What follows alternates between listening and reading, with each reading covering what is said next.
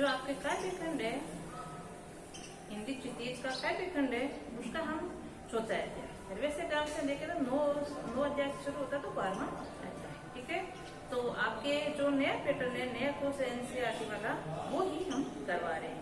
तो आज हम चौथा पढ़ेंगे, केदी और कोकिला, जिसके कवि हैं माखनलाल चतुर्वेदी जी। तो सबसे पहले हम चतुर्वेदी जी का जीवन परिचय देख लेते हैं, उसके बाद में हम इसकी कविता पढ़ेंगे, केदी और कोकिला।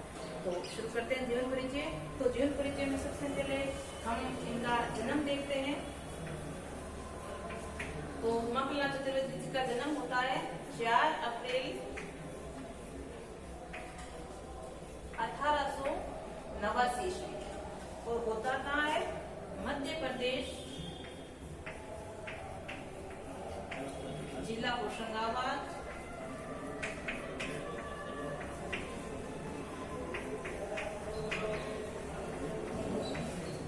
पापई गांव में,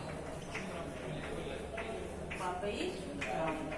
ठीक है, और इनकी जो शिक्षा है उन्होंने पूर्ण करने के बाद मात्र 16 वर्ष की आयु में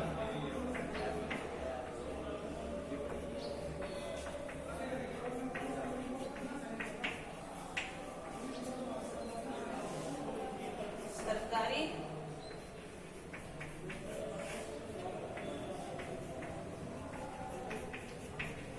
अध्यापक का कार्य शुरू कर दिया। ठीक है, तो मात्र 16 वर्ष की आयु में वो सरकारी पद पर कार्यरत हो गए थे। और इनने कुछ समय के बाद ही इन्होंने देशभक्ति के लिए अपना लेखन शुरू कर दिया था, और इसे सरकारी नौकरी से त्याग पत्र दे दिया था। और इन्होंने कई पत्रिकाओं में भी काम किया है। पत्रिकाओं का हम देखें तो प्रभात, प्रताप और कर्मवीर, इन पत्र पत्रिकाओं में संपादन का कार्य भी किया है। और ये तिलक के संपर्क में भी आए, और उन्होंने देश के लिए असहयोग आंदोलन और खिलाफत आंदोलन में भी गांधी जी के साथ कंधे से कंधा मिलाकर भाग लिया। और इसके लिए देश के लिए उनको कई बार जेल की यात्रा भी करना पड़ेगी। जो आज हम पढ़ेंगे केदी और कोकिला, वो इनकी जेल के अंदर ही जो बातें हैं, किस प्रकार जो ब्रिटिश सरकार थी उनको यातनाएं देती थी, किस प्रकार उनका कालकोठरी के अंदर जीवन था, तो वो बातें कोकिला मतलब कोयल से वो आपस में शेयर कर रहे हैं या उनसे बातें बता रहे हैं, तो वो भी हम पढ़ेंगे। आगे हम इनका देखें तो इनके पिता का नाम नंदलाल था, और माता का नाम सुंदरी देवी, और पत्नी का नाम जिज्ञासी देवी था। और इन्होंने प्रभात, प्रताप, कर्मवीर, इसमें भी कई कार्य किए। और आगे हम इनकी रचनाएं देखें तो इनकी मुख्य रचनाएं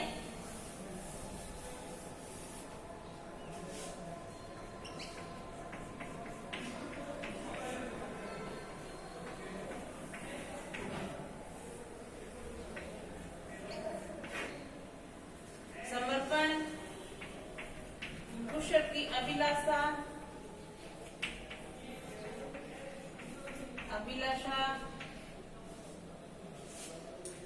साहित्यिक, देवता,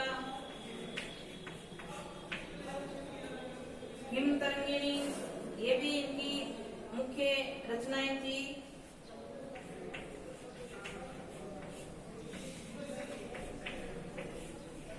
हिमतरंगिणी ये भी इनकी मुख्य रचना थी। और इनके कई पुरस्कार भी इनको मिले हुए हैं। पुरस्कार में देव पुरस्कार इनको मिला हुआ है, और जो ये हिमतरंगिणी है इनके लिए इनको साहित्यिक अकादमी पुरस्कार भी मिला हुआ है, और पद्म भूषण भी इनको प्राप्त हुआ है। तो ये इनकी कई इस प्रकार की रचनाएं हैं जो बड़ी प्रसिद्ध थी। कुशल की अभिलाषा है, हिमतरंगिणी है, हिमतरंगिणी है, ये सब इसकी मुख्य थी। अब हम इनकी मृत्यु देखें हम तो 30 जनवरी निधन,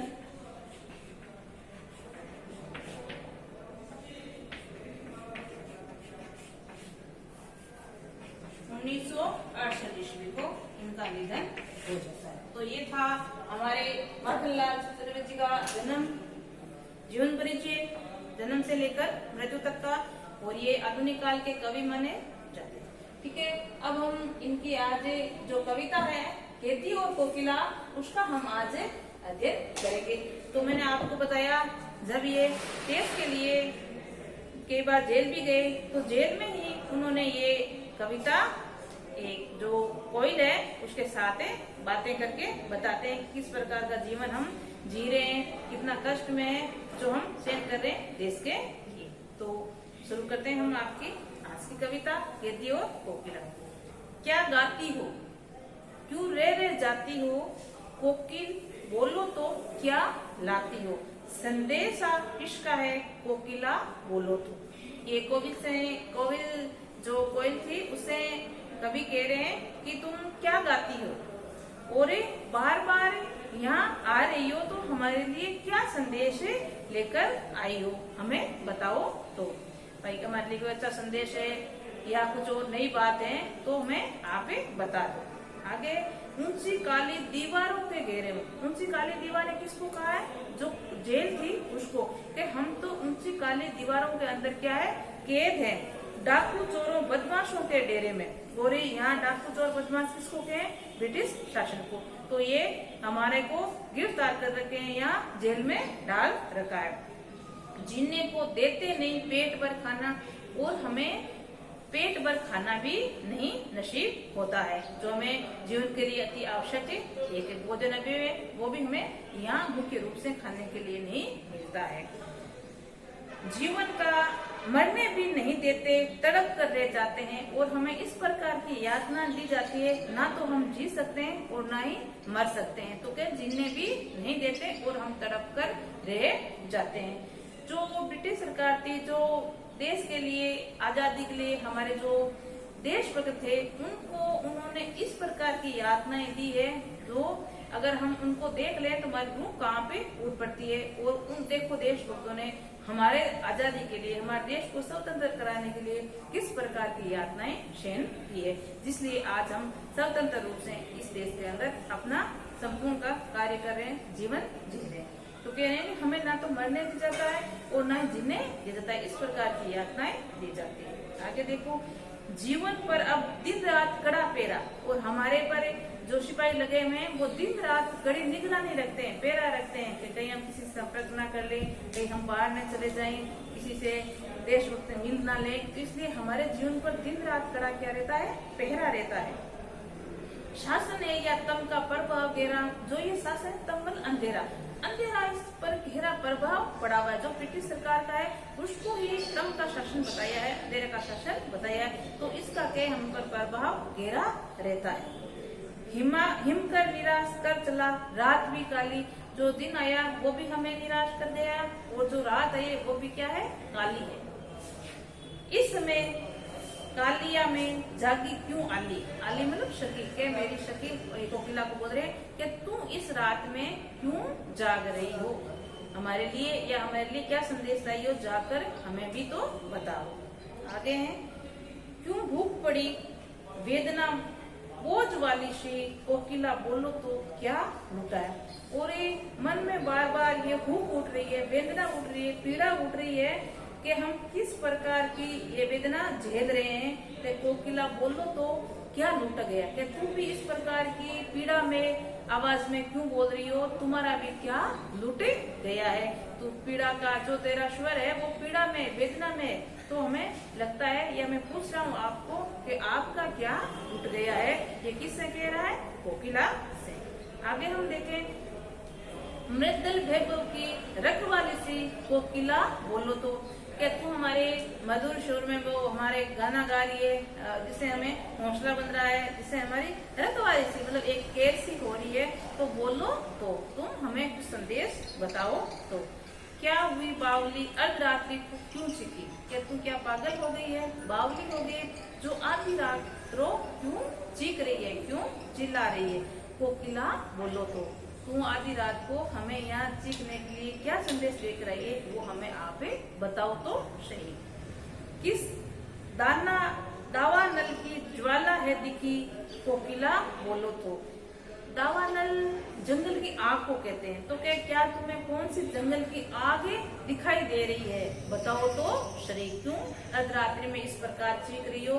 क्या तुम्हें कोई जंगल की आग नजर आ रही है? बताओ तो सही। आगे देखो, क्या देख न सकती जंजीरों का घेना। ये अपनी जो ब्रिटिश सरकार के अंदर किस प्रकार की बेड़ियों से जकड़े में है, किस प्रकार के अंदर काल कोट रही है, उसका वर्णन करते हुए कवि कोकिला से बता रहा है कि तुम देख नहीं रही हो कि हमें जंजीरों का गहना पहने हुए। जो जंजीर है वो उनको क्या मान रहे हैं? अपना गहना मान रहे हैं। तो सच्चे देशभक्त हैं। आगे क्या कहते हैं? हथकड़ियां क्यों? ये ब्रिटिश राज का गहना कह रहे हैं। हमें जो जंजीरें हैं, जो हथकड़ियां हैं, उसको हम ब्रिटिश राज की बंदिश नहीं, हम अपना क्या मान रहे हैं? उनको गहना मान रहे हैं। कोल्लू का चरक चूं जीवन की तान। और ये जो अभी तो वर्तमान में तो ये मशीनीकरण आ गया इसके कारण, पहले क्या है, किसी प्रकार का तेल वगैरह निकलता था तो कोल्लू के बेल को राउंड घुमाकर उससे तेल, तो उसमें चूरन चूं की आवाज आती थी। तो ये कह रहे हैं वो आवाज हमारे लिए क्या बन गया है? गान बन गया है, गीत बन गया है। गट्टी पर अंगुलियों के लिखे गान, और हम उन्हीं अंगुलियों पर लिखकर वो गान सुन रहे हैं या आवाज लिख रहे हैं। तू मोटे खींचता लगा पेट का जुआ, खाली करता हूँ ब्रिटिश अकड़ का हुआ। कवि कह रहा है कि मैं मोटे जुए के अनुसार या समान ये ब्रिटिश राज का जो शासन है, भ्रष्टाचार है, उसको मैं अकड़, उनकी जो घमंड है उनको मैं खत्म करना चाहता हूँ, नष्ट करना चाहता हूँ, खाली करना चाहता हूँ। दिन में करुणा क्यों जगे रुलाने वाली, इसलिए रात में गजब ढा रही है आली। कह रहेंगे हमें दया, हम पर आपको दया आ रही है, करुणा आ रही है, इसलिए आप हमें बार बार हमारे सखी के रूप में हमसे मिलने के लिए आ रही हो, या हमें सतावना देने के लिए आ रही हो, हमें बताने के लिए यहाँ आप आ रही हो। आगे देखते हैं, इस शांत समय में अंधकार को भेद रो रही हो क्यों। जो भी शांत वातावरण है, अंधकार में है रात्रि को, तो उसमें आप रो क्यों रही हो? बोलो तो कोकिला। कोकिला हमें बताओ तो सही, आप क्यों रो रही हो? ऐसा क्या घटना घटित हो गई? हमें भी बाहर की समाचार या बाहर का संदेश बताओ कि आप बार बार वेदना क्यों रो रही हो? चुपचाप मधुर विद्रोह बीच इस भांति हो रही हो कोकिला, बोलो तो। तुम जब शांत हो, बिल्कुल कुछ नहीं बोल रही, तो भी हमें विद्रोह का बीज तुम्हारे अंदर भड़क रहा है या लग रहा है। इसमें तात्पर्य क्या है कि जो क्रांतिकारी अंदर है देश के लिए, तो बाहर जो जनता है उसके अंदर भी विद्रोह का बीज भड़के उठा है। तो अब हमारे देश को आजाद होने से कोई रोक नहीं सकता, या कभी ये संदेश देना चाह रहा है। तो कह रहे कोकिला तुम शांत हो, तो भी हमें ऐसा लगता है कि तुम्हारे अंदर विद्रोह का बीज बन गया है, या विद्रोह का बोझ बो दिया गया है, जिससे आने वाले समय में एक क्रांतिकारी का रूप लेगा और हम हमारे देश को आजाद करा पाएंगे। तो आज के लिए हम इतना ही करते हैं। कल बाकी रही जो कविता उसको पूर्ण करेंगे और साथ में प्रश्न। तो आज के लिए इतना ही। नमस्कार।